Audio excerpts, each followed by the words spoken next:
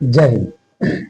एक समय था जब आतंक पाकिस्तान का सबसे बड़ा ताकत हुआ करता था, लेकिन आज वही आतंक पाकिस्तान के गर्दन में बंधा हुआ सबसे बड़ा पत्थर है। बेचारे पाकिस्तानियों की समस्या ये नहीं है कि वो आतंकवाद को बंद कैसे करें, बल्कि समस्या ये है कि उन्होंने अगर आतंकवाद बंद किया तो उनके पास बचेगा क्या।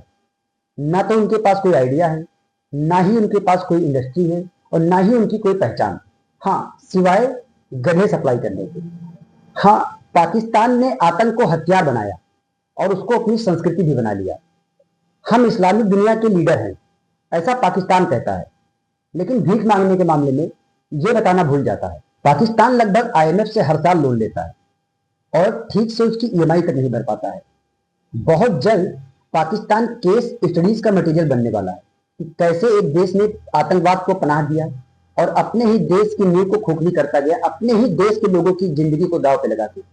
और उसी तरफ दूसरी तरफ भारत, जो कि एक दिन बाद आजाद हुआ, लेकिन अपनी नीतियों और अपनी संस्कारों के दम पे कैसे आज एक दुनिया की टॉप अर्थव्यवस्थाओं में से एक है।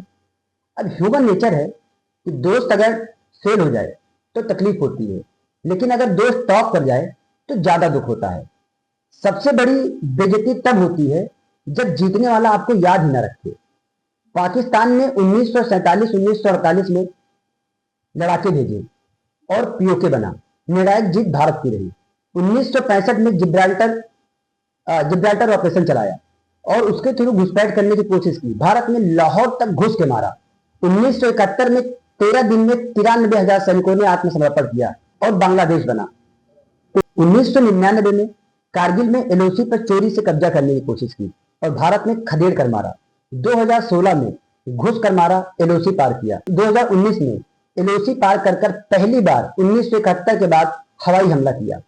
अब भारत आगे इसलिए नहीं बढ़ रहा था कि भारत पाकिस्तान को हरा रहा था, बल्कि भारत आगे इसलिए बढ़ रहा था क्योंकि वो पाकिस्तान को साइड कर रहा था, क्योंकि हर बार मार के छोड़ दे रहा था, पूरी तरीके से खत्म करने में इंटरेस्टेड नहीं हो रहा था। वरना शायद 1999 में ही पाकिस्तान भारत के नक्शे, दुनिया के नक्शे से ही हट जाता।